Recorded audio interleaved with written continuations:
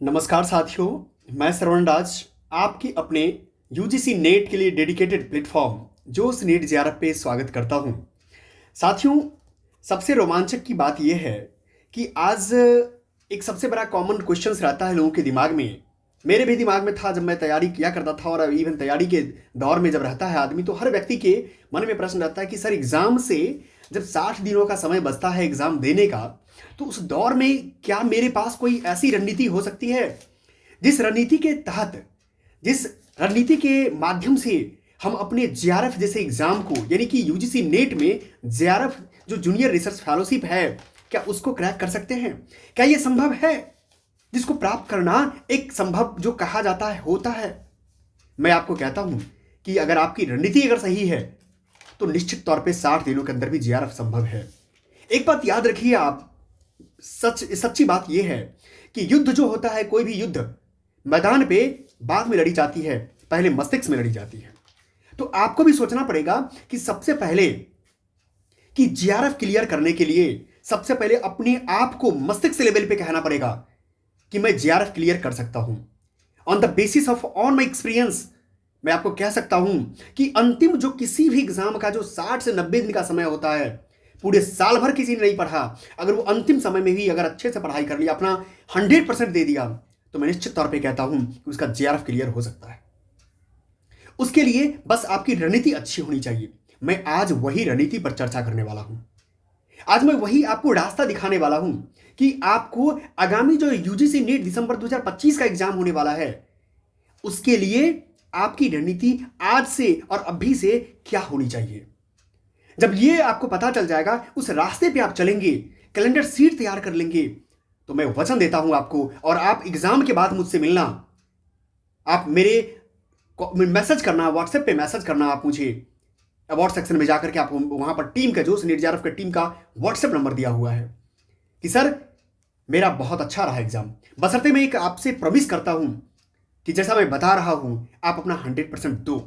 ये रणनीति क्या है, इस पर मैं परिचर्चा करने वाला हूं। ये आपको पता है कि आपका प्लेटफॉर्म है जोश नेट जेआरएफ। आपको पता है, नाम से ही लग रहा है जोश, यानी एनर्जी फुल है। और किसी भी व्यक्ति के लिए सफलता का मतलब सिर्फ ये नहीं होता है पढ़ करके एग्जाम देना। सफलता का मतलब यह होता है कि आपके अंदर ऊर्जा कितनी बची हुई है। अगर आपने एक बार नहीं, 2 बार नहीं, 3 बार, 4 बार आपने हार गए हैं, नेट भी आपका नहीं हुआ है, मैं फिर भी कहता हूं आप मेरे स्टडी से चलो, आपका जेआरएफ होगा। एक कहावत आपने सुनी होगी, हारा वही जो लड़ा नहीं। इसीलिए आप लड़ना सीखो, लड़ करके लड़ो पहले 100%, फिर मुझे बताना कि होता है या नहीं। मैं आपको एक स्ट्रेटजी बताता हूं, 10 पॉइंट स्ट्रेटजी मेरा है। इस 10 पॉइंट स्ट्रेटजी को फॉलो करो आप आज से और अभी से। सबसे पहला जो दिख रहा है, यूजीसी नेट दिसंबर 2025, अंतिम 60 दिनों में जेआरएफ। जो ये प्रश्न आपका टैगलाइन है, अंतिम 60 दिनों में जेआरएफ, मैंने इसीलिए यहां पर एक मेंशन कर दिया पॉइंट को, क्या होगा या नहीं होगा। 2 पॉइंट मैंने लगाया है, होगा या नहीं होगा। इसी प्रश्न का उत्तर देने के लिए मैं आपको एक रणनीति बताता हूं। उस रणनीति में सिर्फ चलना आपको है। आपके लिए जोश नेट जेआरएफ भी दिन रात काम करेगी, सिर्फ आप उसके साथ देते रहो, कदम से कदम मिला के चलते रहो, देखो सफलताएं मिलेगी। सबसे पहले स्ट्रेटजी प्लान तैयार करो अपना। स्ट्रेटजी प्लान क्या होना चाहिए आपका? सबसे पहले आज और अभी आप पेपर 1 और पेपर 2, जो आपका पेपर 2 विषय आपका है, हिस्ट्री होगा, पॉलिटी होगा, ज्योग्राफी होगा, इकोनॉमी होगा, इवन भाषा में हिंदी होगा, और भी कोई लैंग्वेज आपका होगा, एक बार जाकर गो थ्रू कीजिए। जितने यूनिट है उस यूनिट को आप एक बार पेन पेपर पर लिखिए। पहले सिलेबस को एक बार याद कर लीजिए। सिलेबस सबसे पहला काम है। जब सिलेबस आपका याद रहेगा, रिमेंबर रहेगा, जब याद रहेगा तो कई सारी बातें आपका जो है ऑलरेडी काम हो जाएगा।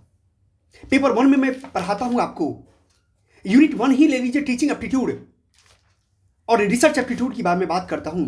और आने वाले जितनी भी खासकर यूनिट्स है, उस यूनिट में देखिए कि कई सारी बातें ऐसी होती है कि डायरेक्ट आपको उस सिलेबस से क्वेश्चन आ जाता है पीवाईक्यू में।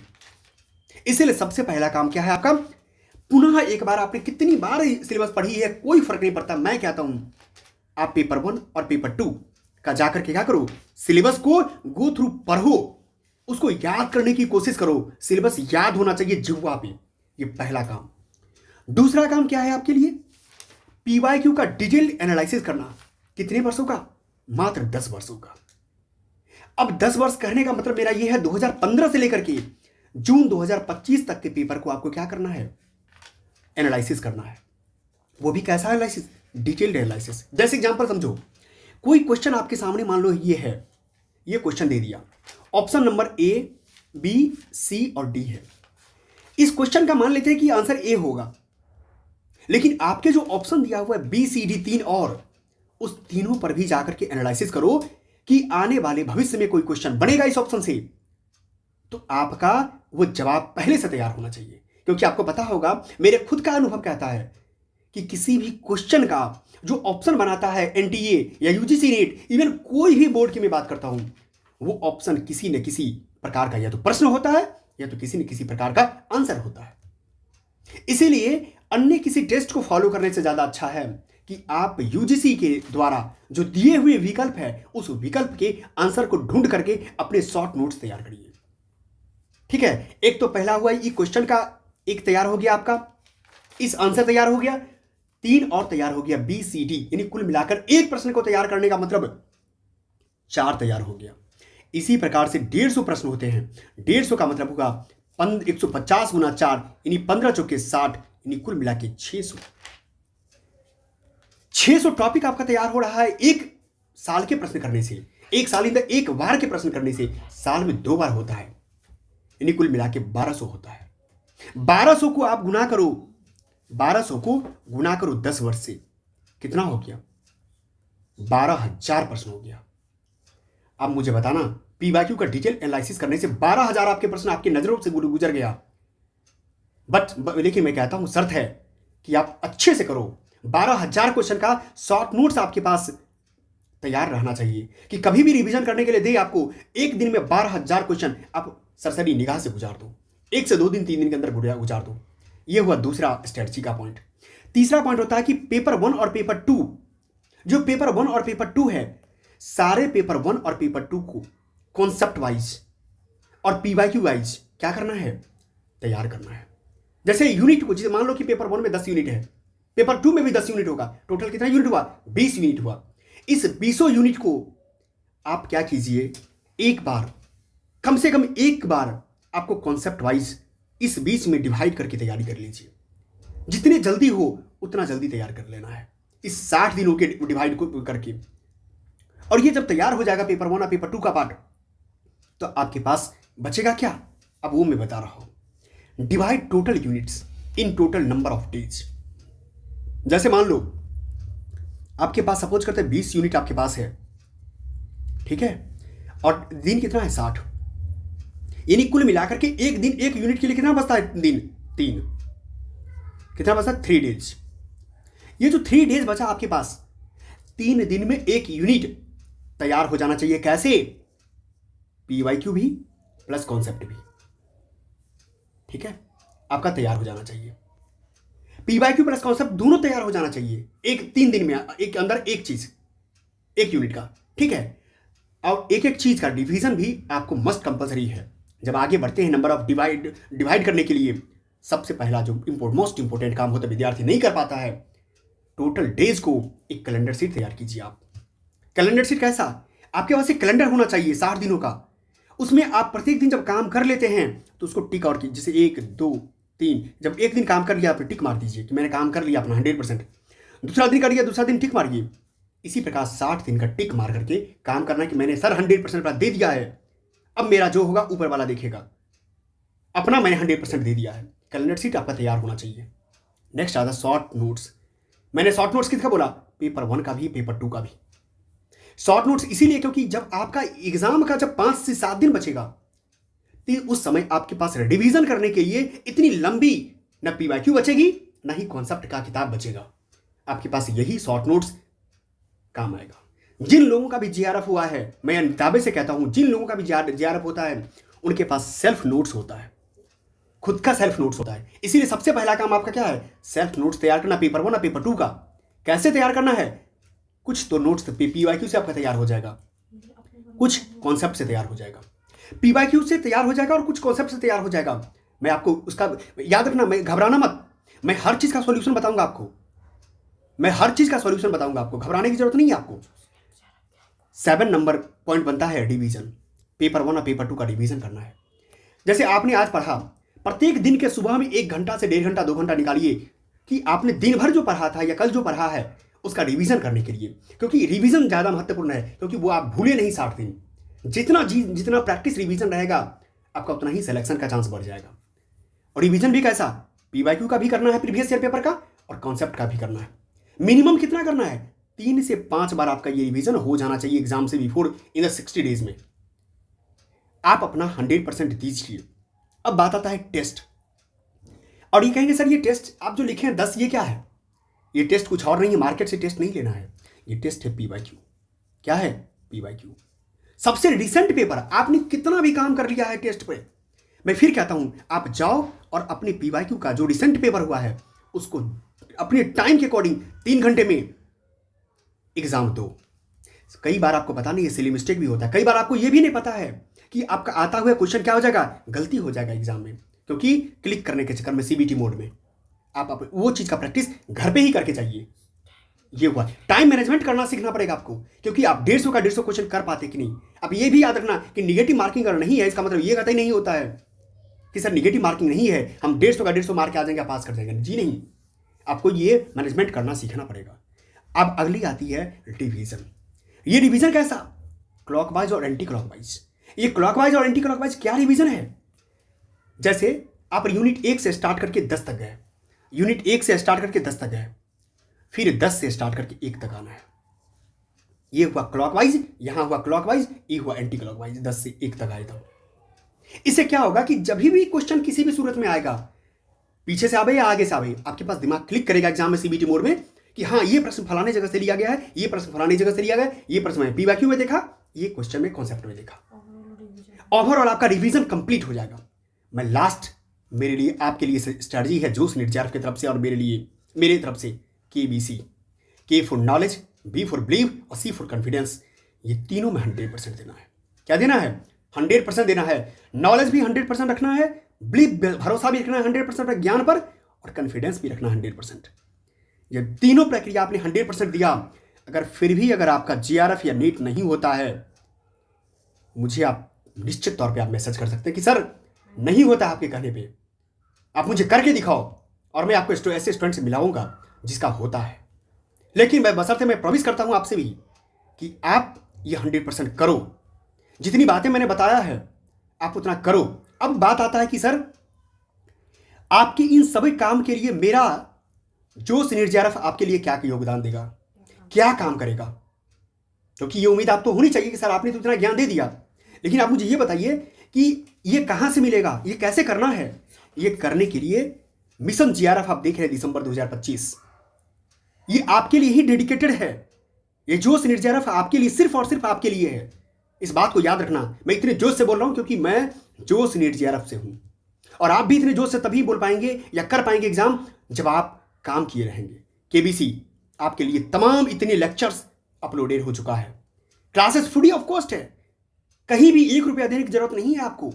बस आपको क्या करना है, अपना 100% पढ़ने की जरूरत है, मात्र अपना डेडिकेशन देने की जरूरत है मात्र। इतना लेक्चर्स ऑलरेडी चीजें चल रहा है, ठीक है। सबसे पहला काम, चैनल पर जाइए, सब्सक्राइब करके ऑल प्रेस बटन क्लिक कर लेना है। क्यों? क्योंकि जब भी कोई क्लास जाए, जिस समय जाए, आप उस क्लास को अच्छे से देखिए, नोट्स बनाकर रख लीजिए। आपके लिए कई सारे कोर्सेस हमारे पास ऑलरेडी अपलोडेड हो चुका है। देखिए यहाँ पे जब सबसे पहला जाएंगे तो आप देखिए क्या लिखा हुआ है, लास्ट 60 डेज JRF बैच दिसंबर 2025।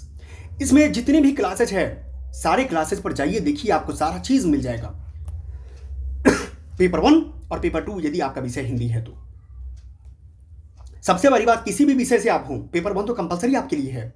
सबसे पहले 10 यूनिट कंपलसरी पेपर 1 को यहां से शॉर्ट नोट्स तैयार कर लीजिए। आप शॉर्ट नोट्स भी मैं तैयार करवा कर दिया हूं, ठीक है। आपको कहीं से कोई दिक्कत नहीं है, आप जाएंगे क्लास करने के लिए तो आपको पता चल जाएगा। दूसरा मैं आपको बता रहा हूं, इस कोर्स के अंतर्गत जब जाएंगे तो यहाँ क्रैश कोर्स भी है, 0 to हीरो बैच भी है, शुक्ल बैच भी है। जब शुक्ल बैच में जाएंगे, अगर आपका विषय हिंदी है तो शुक्ल बैच नीट दिसंबर 2025। ये कुल मिला के जितनी भी आचार्य रामचंद्र शुक्ल की पुस्तक है हिंदी साहित्य का इतिहास, ये आपको तमाम बहुत ही in details line by line short notes तैयार करवा दिया गया है। जो आपके लिए महत्वपूर्ण है, जरूरी है आपको करना। ठीक है, इतना चीज आपके सामने दिख रहा है। उसके बाद मिशन जेआरएफ वाले में जाएंगे, सिलेक्शन बैच भी आपके सामने दिख रहा है। ये सिलेक्शन बैच नेट दिसंबर 2025, सारे बैच आपके लिए पूर्णतः डेडिकेटेड है। किसके लिए? यूजीसी नेट दिसंबर 2025 के लिए। इसीलिए आपको जाकर क्या करना है, देखना है। किसी भी बैच में आप चले जाएं, आप यहां देखिए, सबसे अच्छी बात जो जोश नेट जेआरएफ जो करवा रही है। आप कहेंगे पीवाईक्यू सर तैयार कहां से करना है? यहां देखिए, पीवाईक्यू से सिलेक्शन तक, यूजीसी नेट हिंदी वो तमाम आपको शॉर्ट नोट्स तैयार में मदद करेगा, जहां से कहीं से भटकना नहीं है, कहीं से कुछ नहीं करना आपको है। इस लेक्चर पे जाना है, एक एक लेक्चर को देखनी है और आपका शॉर्ट नोट्स तैयार हो जाएगा तमाम। कहीं से भटकने की जरूरत नहीं है। 10 वर्षों का पेपर यहां पे रखा हुआ है, जाइए और कीजिए। आप यहां से पेपर पीवाईक्यू तैयार करने का झंझट खत्म। रही बात पेपर कॉन्सेप्ट कहां से करेंगे, तो कॉन्सेप्ट के लिए आपको पूरे हिंदी साहित्य का पेपर हो, कंप्लीट आपका चीजें किया हुआ है। यहां देखिए, पेपर 1 के लिए UGC net paper 1 complete batch. तो ये यूजीसी नेट कुल मिला के तमाम 10 यूनिट्स का कंपाइलेशन कॉन्सेप्ट यहां शॉर्ट यूनिट्स में फ्री हैंड लेक्चर यहां रखा हुआ है, जहां करके यहां से देख सकते हैं। कहीं आपको भटकने की जरूरत नहीं पड़ेगी। तमाम चीजें यहां पर आपको स्पष्ट तौर पे नजर आएगा, एक एक यूनिट वाइज नजर आएगा। यानी आपका विषय हिंदी है तो भी आपके पास मेरे पास सॉल्यूशन है। अगर आपका पेपर 1 तो है ही, तो पेपर 1 तो आप यूनिट वाइज करते ही हैं। ठीक है, ये सबसे अच्छी बात है हमारे इस प्लेटफॉर्म का, जोश नेट। जब कहीं भी अगर आपका विषय है तो तमाम चीजें यहां पर डिटेल तौर पे क्या मिल जाएगा, यहाँ आप देख सकते हैं। यहां पर सब चीज रखा हुआ है, कॉन्सेप्ट यूनिट वाइज में भी चीजें आपको मिल जाएगी। कहीं भी आपको इधर उधर करने की जरूरत नहीं है। ठीक है, पीवाईक्यू हिंदी साहित्य का अगर है तो भी आप जाकर के इस चीज को एक्सप्लोर कर सकते हैं। ठीक है, तो ये सबसे महत्वपूर्ण है जो आपके लिए जरूरी है जानना। मैं उम्मीद करता हूं कि आप क्या किए होंगे, मिशन जेआरएफ के साथ अब तक जुड़ गए होंगे, क्योंकि मिशन जेआरएफ ही आपके सफलता का एक साथी बनेगा। क्योंकि मिशन जेआरएफ ने सोच लिया है आपको जेआरएफ करवाना। ठीक है, मिशन जेआरएफ, जोश नेट जेआरएफ ने अपनी वचनबद्धता के लिए तैयार है। आप जो देख पा रहे हैं, खासतौर पर यूजीसी नेट जोश नेट जेआरएफ पूर्णतः अंतिम 60 दिनों में जेआरएफ संभव है, इस बात का मैं गारंटी देता हूं। संपूर्ण नीति को फॉलो करना पड़ेगा, खुद को कहना पड़ेगा मैं कर सकता हूं, आई कैन डू इट। जब ये खुद को कह सकते हैं तो मैं वचन देता हूं आपका होगा। मैं आपको डेली असाइनमेंट अपलोड करूंगा शॉर्ट्स के माध्यम से, आप उसको कंप्लीट कीजिए। साथ में जो मैंने आपको बता रखा है इन तमाम चीजों को यूनिट वाइज सारा चीज आप उसको तैयार कीजिए। मैं निश्चित तौर पर कहता हूं आपका होगा, इसमें कहीं से कोई दोहराई नहीं है। चलिए, मैं पुनः इस जोश के साथ में जा रहा हूं कि आप उम्मीद के साथ कि आप ये काम करेंगे। ठीक है, आप यही आपका सिलेक्शन का क्या होगा, एक साथी के तौर पे काम आएगा। ठीक है, मैं उम्मीद करता हूं आप बेहतर तरीके से काम करेंगे और अंतिम जो आपका इस बार का जो सपना होगा दिसंबर का, वो आप पूरा करेंगे। जय हिंद। जोश नेट जेआरएफ के साथ बने रहिए, अपने जोश को बरकरार रखिए और सिलेक्शन लीजिए। थैंक यू, बहुत बहुत धन्यवाद।